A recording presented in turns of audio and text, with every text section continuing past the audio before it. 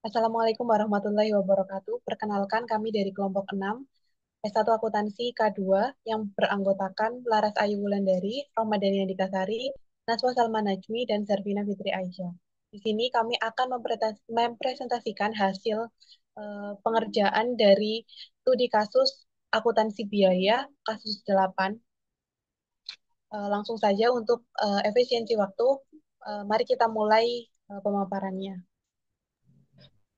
Untuk pertama ada jurnal umum itu di tanggal 5 bulan Januari 2016 eh, PT Sedapwangi ini memberikan apa di halaman di buku biru halaman 64 itu sudah ada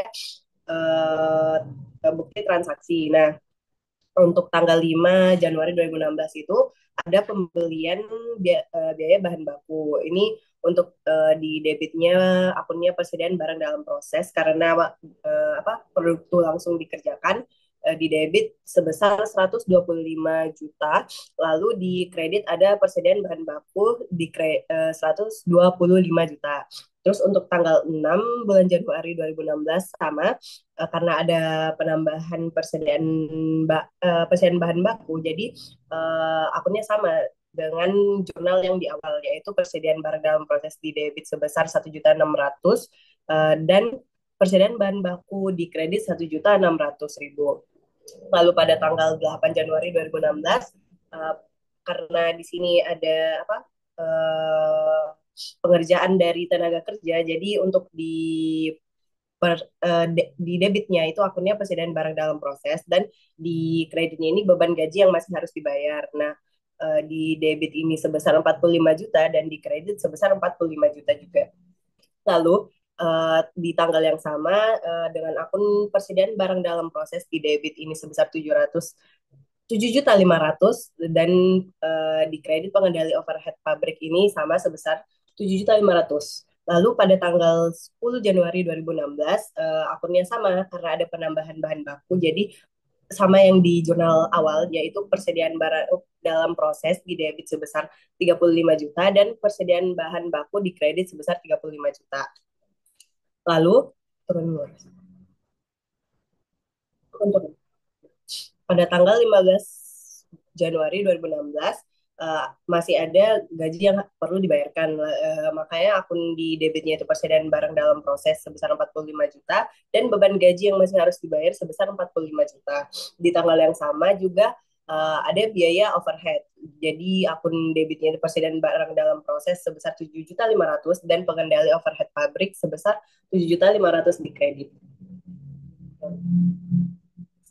Pada tanggal 22 Januari 2016 ini sama dengan tanggal 15 Januari 2016 yaitu persediaan barang dalam proses di debit sebesar 45 juta dan beban gaji yang masih harus dibayar sebesar 45 juta di kredit dan persediaan barang dalam proses di debit sebesar 7.500.000 dan pengendali overhead pabrik 7.500.000 di kredit. Lalu pada tanggal 29 Januari 2016 itu tetap sama, persediaan barang dalam proses di debit sebesar 45 juta, beban gaji yang masih harus dibayar sebesar 45 juta di kredit, dan persediaan barang dalam proses di debit 7.500.000, di kredit pengendali overhead pabrik sebesar 7.500.000.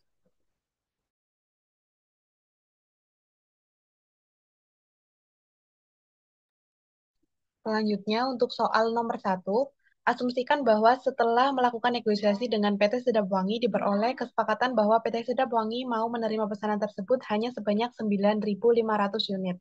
Jadi dari pesanan 10.000 unit itu ada 5.000 barang yang cacat sehingga kesepakatan kesepakatan untuk menerima pesanan itu hanya sebanyak 9.500 unit. Nah, jurnal untuk mencatat biaya produksi yang terjadi atas pesanan tersebut dan pengirimannya ke pelanggan apabila yang pertama jika barang cacat disebabkan oleh kegagalan internal dan yang kedua jika barang cacat disebabkan oleh pelanggan. Nah, jurnal yang pertama untuk 1A jika barang cacat disebabkan oleh kegagalan internal. Nah, jadi untuk pencatatan yang pertama yaitu pencatatan biaya produksi. Untuk pada tanggal 26 Januari 2016. Nah, di debit barang dalam proses sebesar 371.600.000, kemudian kredit biaya bahan baku 161.600.000, kredit biaya tenaga kerja 180 juta, kredit biaya overhead pabrik 30 juta. Nah, nilai-nilai ini itu didapat dari kartu biaya produksi untuk 10.000 unit yang terdapat di halaman 64 di buku biru. Kemudian jurnal yang kedua yaitu jurnal saat transfer barang selesai pada tanggal 26 Januari 2016. Jadi di debit persediaan barang cacat, debit beban lain-lain, kemudian debit lagi HPP. Kreditnya barang dalam proses.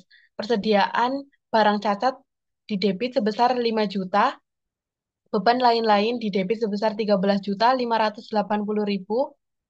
Nah, tadi 5 juta itu diperoleh dari jumlah barang cacat. Nah, jumlah barang cacatnya itu kan ada 500 unit. Nah, harga jual barang cacatnya itu 10.000. Kemudian beban lain-lain di debit sebesar 13.580.000. Nah, untuk HPP setiap produk itu kan 37.160. Itu diperoleh dari jumlah jumlah total biaya pabrik dibagi dengan jumlah unitnya, yaitu 371.600.000 dibagi dengan 10.000. Jadi untuk HPP setiap unitnya itu kan 37.160.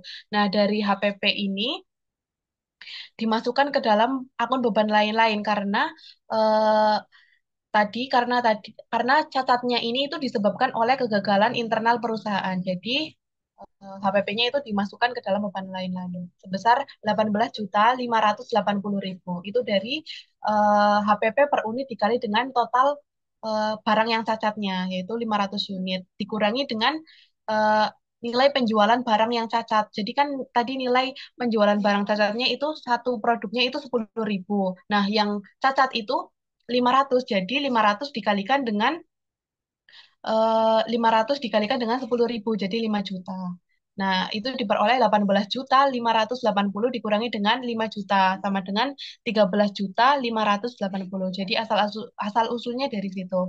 Kemudian untuk HPP itu sebesar 353.020.000. Nah, itu diperoleh dari jumlah unit barang yang ditransfer.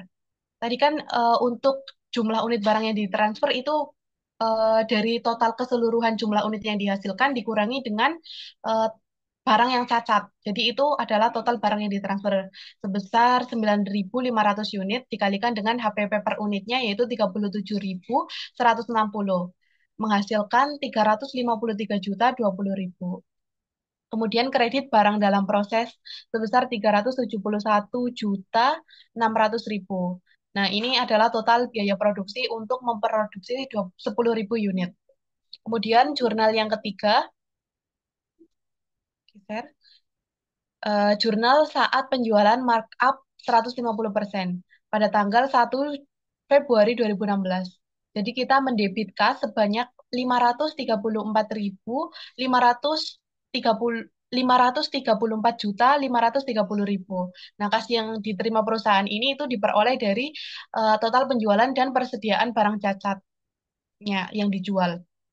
Nah, untuk penjualannya kita dikredit sebesar 529.530 itu diperoleh dari HPP 9.500 unit ditransfer itu dikalikan dengan 150% karena markupnya yang kita ambil itu 150%. Jadi 353.020.000 dikalikan dengan 150%. Itu menghasilkan 529.530.000. Kemudian kredit persediaan barang cacat. Jadi untuk persediaan barang cacat yang terjual itu sebanyak 500 unit. Nah, harga jualnya itu per unitnya 10.000. Jadi 10.000 dikalikan dengan 500 unit yaitu 5 juta. Kemudian 1B jika barang cacat disebabkan oleh pelanggan. Jadi di sini itu ada ketentuan di soal apabila barang cacat disebabkan oleh pelanggan itu barang catat tersebut HPP-nya akan ditanggung oleh pelanggan, jadi bukan tanggung jawab oleh perusahaan. Nah, untuk pencatatan biaya produksinya masih sama seperti jurnal yang sebelumnya, yang 1A tadi. Untuk di debit barang dalam proses sebesar 371.600.000, kredit biaya bahan baku 161.600.000, kredit lagi biaya tenaga kerja 180 juta, kredit biaya overhead pabrik 30 juta. Nah, total biaya ini itu diperoleh dari kartu biaya produksi yang ada di halaman 64 di buku biru. Kemudian jurnal yang kedua yaitu jurnal saat transfer barang selesai pada tanggal 26 Januari 2016. Jadi di debit persediaan barang cacat sebesar 5 juta. Nah, 5 juta ini diperoleh dari jumlah barang yang cacat itu dikalikan dengan harga jualnya. Karena jumlah barang yang cacat itu kan 500. Nah, harga jualnya itu 10.000. Nah, diperoleh 5 juta. Kemudian eh, debit lagi HPP sebesar 366.600.000. Nah, karena barang cacat yang disebabkan oleh pelanggan, nah untuk HPP tadi udah saya sampaikan kalau jika barang cacat itu disebabkan oleh pelanggan, HPP semua unit pesanan itu termasuk barang cacat itu akan ditanggung oleh eh, si pembelinya dan dikurangi dengan nilai penjualan barang cacatnya, yaitu sebesar 10.000 untuk untuk seluruh unit keseluruhan itu kan 10.000 dikalikan dengan 37.160 itu HPP-nya per unit dikurangi dengan 5 juta. 5 juta ini adalah nilai penjualan dari barang cacatnya. Diperoleh nilai 366.600.000. Kemudian dikredit barang dalam proses sebesar 371.600.000. Nah, ini itu total biaya produksi untuk memproduksi 10.000 unit. Itu diperoleh dari kartu biaya produksinya di halaman 64 buku biru.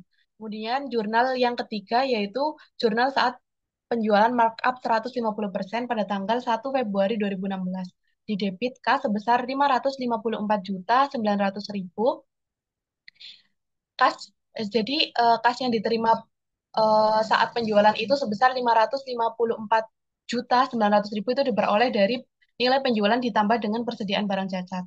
Kemudian kredit penjualan sebesar 549.900.000. Dan nilai penjualan ini itu diperoleh dari HPP keseluruhan atau HPP keseluruhan yang di atas tadi sebesar 366.600.000 dikalikan dengan 150%. Kemudian kredit lagi persediaan barang cacat. Jadi yang terjual persediaan barang cacat yang terjual tadi ada 500 unit dikalikan dengan harga jualnya yaitu 10.000. Jadi dihasilkan nilai 5 juta.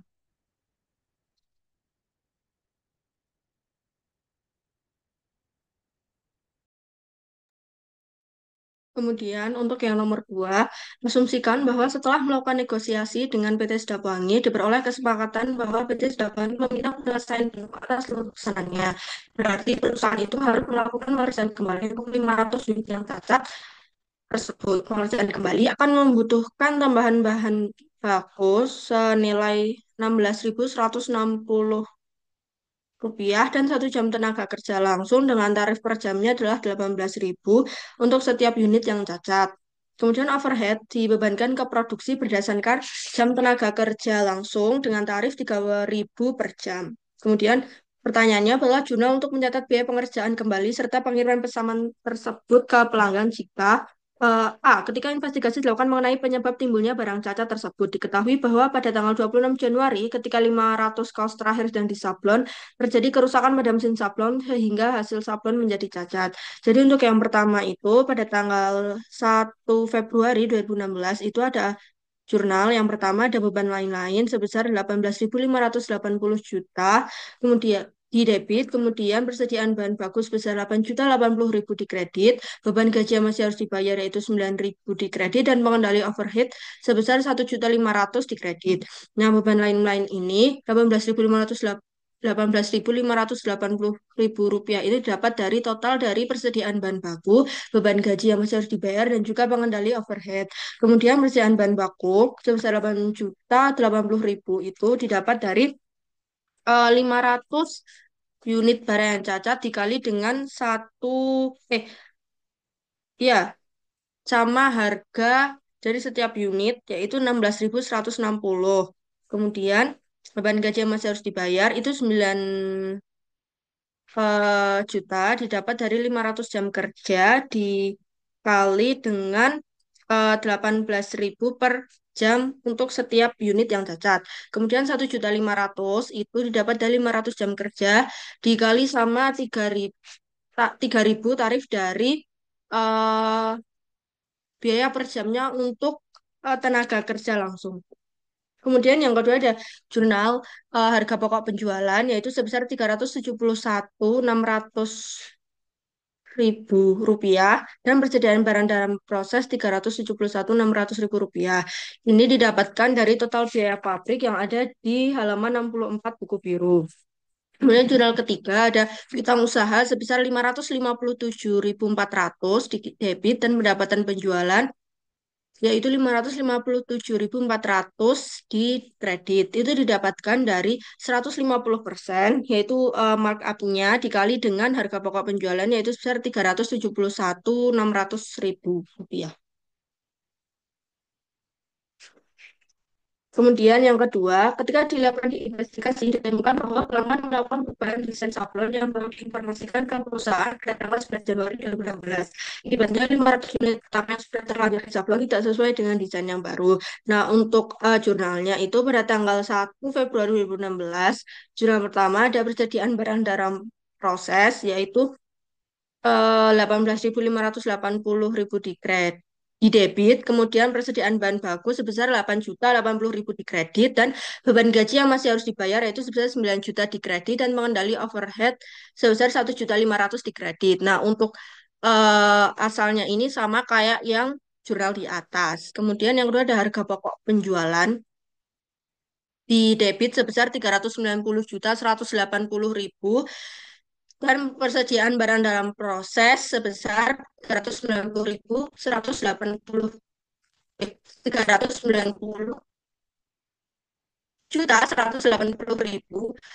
itu didapat dari total biaya pabrik ditambah dengan persediaan barang dalam proses.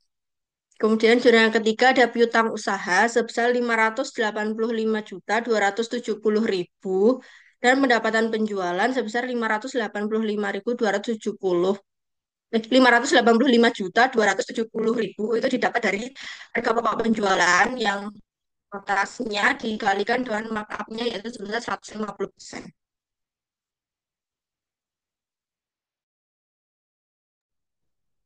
Selanjutnya, yang nomor 3, di mana perusahaan biasanya menjual barang cacat dan sisa potongan. Diasumsikan bahwa satu-satunya barang cacat yang dijual itu berasal dari pesanan PT Sedapwangi. Buatlah jurnal untuk penjualan barang cacat. Nah, jurnal itu dicatat di tanggal 31 Januari 2016, di mana kasnya di debit sebesar 5 juta dan persediaan barang cacatnya itu di kredit sebesar 5 juta.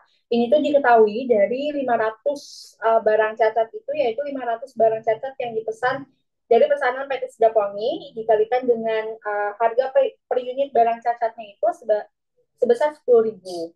Selanjutnya nomor 4 itu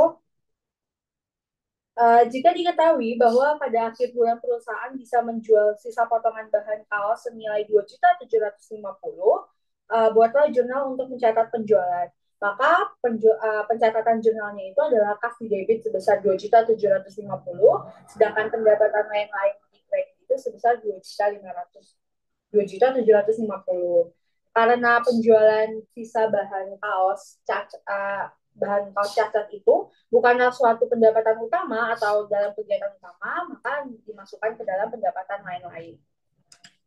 Selanjutnya nomor 5, pertanyaannya, menurut Anda, apakah kebijakan perusahaan sudah sesuai dengan konsep manajemen mutu total? Berikan penilaian Anda mengenai kebijakan mutu perusahaan dan saran-saran perbaikan bila ada. Menurut kami, kebijakan yang dimiliki oleh PT Sablon Nusantara ini terkait manajemen mutu total ini sudah mencerminkan prinsip dasar dari TKM. Namun penerapan itu belum secara menyeluruh. Ini terlihat dari belum adanya pelatihan dasar, terus tidak adanya reward yang diberikan kepada karyawan, dan penerapan TKM ini hanya berlaku pada departemen produksi. Ini belum diterapkan di departemen lain, misal di SDM, di keuangan dan pemasaran. Lalu kontrol yang dilakukan oleh perusahaan itu hanya melakukan investigasi internal ketika ada barang cacat yang ketika terdapat barang cacat. Nah, harusnya kontrol ini menerapkan PDCA, yaitu Plan, Do, Check, Act ketika proses produksi telah selesai. Lalu saran dari kami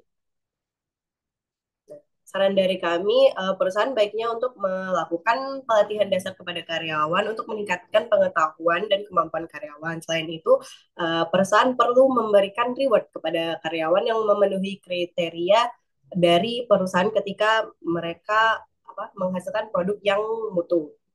Lalu dari kami selanjutnya itu saran kami perusahaan juga perlu melakukan komunikasi internal dengan baik kepada seluruh internal perusahaan baik dari departemen produksi maupun departemen lainnya.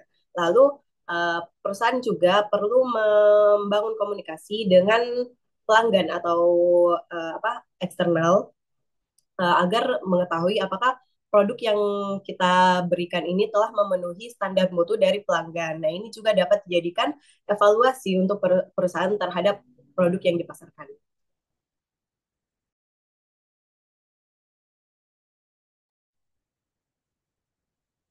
Baik, sekian presentasi dari kelompok kami. Apabila ada kekurangan, kami mohon maaf. Sekian, wassalamualaikum warahmatullahi wabarakatuh.